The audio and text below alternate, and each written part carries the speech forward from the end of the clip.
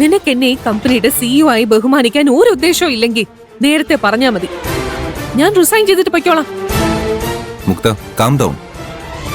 ഇങ്ങനെ ദേഷ്യപ്പെടാനും മാത്രം എന്താ സംഭവിച്ചത്? ഈ കമ്പനിയിൽ നടക്കുന്നതൊന്നും എന്നെ അറിയിക്കരുതെന്ന് വല്ല വാശിയുണ്ടോ കൈലാഷിന്? ആ, ഞാൻ എന്തറിയിച്ചില്ലെന്നാ നീ പറയുന്നത്? ഇവിടെ മെഡിക്കൽ ക്യാമ്പ് നടത്താൻ പോകുന്ന കാര്യം കൈലാഷ് എന്താ എന്നോട് പറയാത്തെ? ഓ, അതാണോ? അത് ബിസിനസ് സംബന്ധമായ ഒരു ഡിസിഷൻ അല്ലല്ലോ. സ്റ്റാഫ്സിന്റെ നല്ലതിനു വേണ്ടി ചെയ്യുന്ന ഒരു കാരുണ്യ പ്രവർത്തനമല്ലേ? അതാ നിന്നോട് ചോദിക്കാത്ത. ഇങ്ങനെ ഒരു മെഡിക്കൽ ക്യാമ്പ് നടത്തുമ്പോ അത് കമ്പനിയുടെ വർക്കിംഗ് ടൈമിനെ ബാധിക്കില്ലേ? അത് ബിസിനസ് സംബന്ധമായ കാര്യമല്ലേ? ഇന്ന് നമ്മുടെ പുതിയ ക്യാൻറ്റീൻ തുറക്കുന്നുണ്ട്. അതിന്റെ തിരക്കില് ഇന്നത്തെ പ്രൊഡക്ഷൻ കുറവായിരിക്കുമെന്ന് ഞാൻ നേരത്തെ തന്നെ കണക്ക് കൂട്ടിയിരുന്നു. So you just relax. കൈലാഷിനത് പറയാം. ഇതിന്റെ എക്സ്പെൻസും കമ്പനിക്ക് സംഭവിക്കുന്ന ലോസും അങ്കിളിനോട് എക്സ്പ്ലെയിൻ ചെയ്യേണ്ടത് ഞാനാ. ഡാഡിയോട് ഞാൻ സംസാരിച്ചോളാം. പിന്നെ ആ ഹോസ്പിറ്റലിൽ മെഡിക്കൽ ക്യാമ്പ് നടത്തുന്നത് ഫ്രീ ആയിട്ടാണ്. അവരുടെ ആശുപത്രിക്ക് അതൊരു പബ്ലിസിറ്റി ആവുമല്ലോ. അരവിന്ദാണ് എല്ലാം ശരിയാക്കിയത്. എങ്ങനെയെങ്കിലും ഹോസ്പിറ്റൽ ഏതാണെന്ന് കണ്ടുപിടിച്ച് പാർവതിയുടെ റിസൾട്ട് പുറത്തു വരാതെ തടയണം. ആ, ഓക്കെ. ബൈ ദ വേ, ഏതാണ് ഹോസ്പിറ്റൽ? നീ എന്തിനാ അതൊക്കെ അന്വേഷിക്കുന്നത്?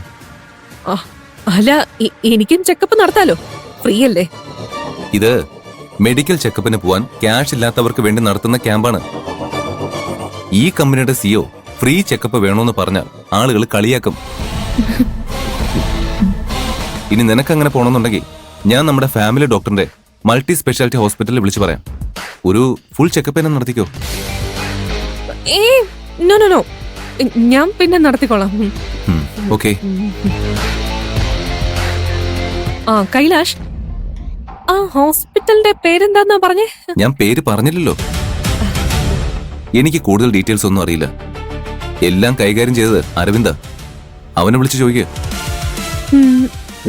ഓക്കെ. ഓ, ഇനി ആ ശല്യത്തിന്റെ കാല് പിടിക്കേണ്ടി വരുമോ?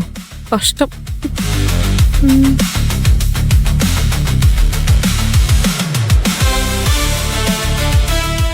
മുക്ത എന്തിനാ ഇതിലിപ്പോ ഇത്രയും താല്പര്യം കാണിക്കുന്ന?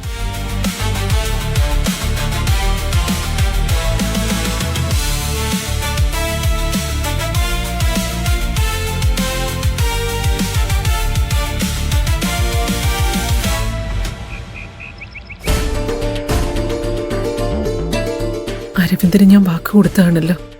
ഇനി അതെങ്ങനെ മാറ്റി പറയും? ഇതൊക്കെ അറിയുമ്പോ അവൻ എങ്ങനെ പ്രതികരിക്കുവോ? ആന്റി. ആ അരവിന്ദ്, വാ വാ. ഇരിക്കെ. ആ, താങ്ക് യു. സീതാന്റിയും പി കറങ്ങളും ഇല്ലേ? ഇല്ല, അവരമ്പലം വരെ ഒന്ന് പോയി. ആ, എന്താ ആന്റി നാട്ടിൽ വന്നിട്ട് ഇതുവരെ എന്നെ വിളിക്കാണ്ടിരുന്നത്? കേസിന്റെ കുറച്ച് തിരക്കുകളൊക്കെ ഉണ്ടായിരുന്നു. ഒരു പ്രധാനപ്പെട്ട കാര്യം സംസാരിക്കാനുള്ളത് കൊണ്ടാ ഞാൻ നിന്നെ ഇങ്ങോട്ട് വിളിപ്പിച്ചത്. എന്താ ആന്റി കാര്യം? നല്ല ടെൻഷനിലാണല്ലോ. ആ കേസിനെ കുറിച്ച് എന്തെങ്കിലും പറയാനാണോ എന്നെ വിളിപ്പിച്ചത്? ഏയ്, കേസിനെ കുറിച്ച് ഞാൻ മറ്റാരോടും ചർച്ച ചെയ്യാറില്ല. അത് ശരിയല്ലല്ലോ. അതെ അതെ. ഞാൻ നിന്നെ വിളിപ്പിച്ചത് മുക്തയെക്കുറിച്ച് സംസാരിക്കാനാ. മുക്തയ്ക്ക് എന്തു പറ്റി? മുക്ത ചെറിയ കുട്ടിയായിരിക്കുമ്പോ തന്നെ വീട്ടിലെ എല്ലാ ഉത്തരവാദിത്തങ്ങളും എനിക്ക് ഒറ്റയ്ക്ക് ഏറ്റെടുക്കേണ്ടി വന്നു.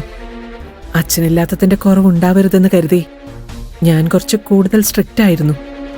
അതുകൊണ്ട് അവൾക്ക് എന്നോട് സ്നേഹത്തെക്കാൾ കൂടുതൽ പേടിയായിരുന്നു. എന്നോട് അവളൊന്നും തുറന്നു പറയാതെയായി. അതുകൊണ്ട് അവളുടെ ഇഷ്ടങ്ങൾ മനസ്സിലാക്കാനുള്ള സമയം എനിക്ക് കിട്ടിയില്ല. ഇതെല്ലാം എനിക്ക് മുക്തയ്ക്ക് അറിയാവുന്ന കാര്യങ്ങളല്ലേ ആന്റി? ആന്റിയുടെ സ്ഥാനത്ത് ഏതൊരു അമ്മയും ഇങ്ങനെയൊക്കെ തന്നെ ചിന്തിക്കൂ. അതിൽ തെറ്റൊന്നുമില്ല. ഇനി അങ്ങോട്ട് അവളുടെ എല്ലാ കാര്യങ്ങളും ഞാൻ നോക്കിക്കോളാം. അവൾക്ക് ഒരു കുറവുണ്ടാവില്ല. നിന്റെ ഉദ്ദേശശുദ്ധിയെ ഞാൻ ചോദ്യം ചെയ്യുന്നില്ല. പക്ഷേ മുക്ത ഇപ്പോ ചെറിയ കുട്ടിയല്ല. അവളുടെ തീരുമാനങ്ങളെ ഞാൻ കൂടുതൽ ബഹുമാനിക്കണമെന്ന് എനിക്ക് മനസ്സിലായി. പ്രത്യേകിച്ച് അവളുടെ കരിയറിനെയും കല്യാണത്തെയും കുറിച്ചുള്ള തീരുമാനങ്ങളെ. ഈ രണ്ട് കാര്യങ്ങളിലും ആന്റി മുക്തയുടെ ഇഷ്ടങ്ങളെ ബഹുമാനിച്ച് തന്നെയല്ലേ തീരുമാനം എടുത്തത്? കരിയറിൽ ആന്റി എടുത്ത തീരുമാനം ശരിയാണെന്ന് മുക്ത തെളിയിച്ചു. കല്യാണക്കാര്യത്തിലെ തീരുമാനം ശരിയാണെന്ന് ഞാൻ തെളിയിച്ചോളാം.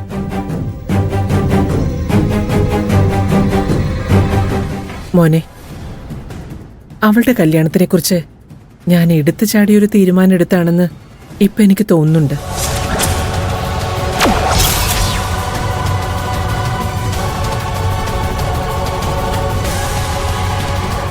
ആന്റി എന്താ പറഞ്ഞു വരുന്നത്? നിനക്ക് മുക്തയെ എന്തുമാത്രം ഇഷ്ടമാണെന്ന് എനിക്ക് നന്നായിട്ട് അറിയാം. അവളെ നീ നന്നായി നോക്കുന്നുള്ള ഉറപ്പും എനിക്കുണ്ട്. പക്ഷേ അവൾക്ക് മറ്റൊരാളെ ഇഷ്ടം.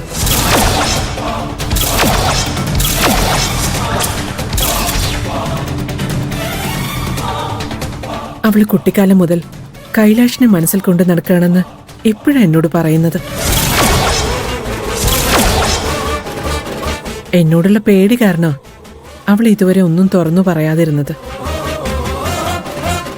ഒരു വക്കീലായി വിജയിച്ചു എങ്കിലും ഞാനൊരു അമ്മയായി തോറ്റുപോയെന്ന് അപ്പോഴാണ് എനിക്ക് മനസ്സിലായത്. ഈ കാര്യത്തിൽ അവളുടെ ഇഷ്ടത്തിന് വഴങ്ങുന്നതാണ് ശരിയെന്ന് എനിക്ക് തോന്നുന്നു. പക്ഷെ ഒരു തീരുമാനം എടുക്കുന്നതിന് മുൻപ് നിന്നോട് സംസാരിക്കണമെന്ന് എനിക്ക് തോന്നി. എല്ലാം തീരുമാനിച്ചു കഴിഞ്ഞെങ്കിൽ പിന്നെ എന്നോട് സംസാരിക്കേണ്ട കാര്യമില്ലല്ലോ. മുക്തയ്ക്ക് കുട്ടിക്കാലം മുതൽ കൈലാഷിനെ ഇഷ്ടമായിരുന്നു എന്ന് പറയുന്നത് വിശ്വസിക്കാൻ എനിക്ക് ബുദ്ധിമുട്ടുണ്ട്. അവൾക്ക് അങ്ങനെ ഒരു ഇഷ്ടം ഉണ്ടായിരുന്നെങ്കിൽ കല്യാണം നിശ്ചയിക്കുമ്പോൾ അവൾക്ക് വാതുറന്ന് പറയായിരുന്നില്ലേ?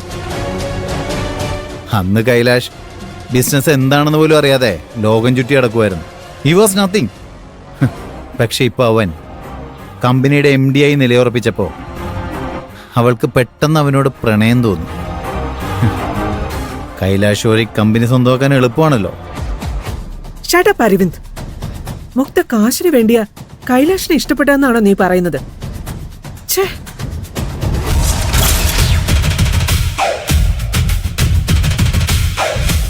നിന്നെപ്പോലെ ഒരുത്തനെയാണല്ലോ ഞാൻ എന്റെ മകളെ കൈപിടിച്ചേൽപ്പിക്കാൻ തീരുമാനിച്ചത്. ഇപ്പോഴെങ്കിലും മുക്ത അവളുടെ മനസ്സിലുള്ളത് പറയാൻ ധൈര്യം കാണിച്ചത് നന്നായി. ഇല്ലെങ്കിൽ നിന്നെപ്പോലെ ചീപ്പായി ചിന്തിക്കുന്ന ഒരുത്തന്റെ കൂടെ അവള് ജീവിതകാലം മുഴുവൻ ബുദ്ധിമുട്ടേണ്ടി വന്നേനെ. ഞാൻ തീരുമാനിച്ചു കഴിഞ്ഞു. എന്തൊക്കെ സംഭവിച്ചാലും മുക്തയെ ഞാൻ നിനക്ക് കല്യാണം കഴിച്ചു തരില്ല.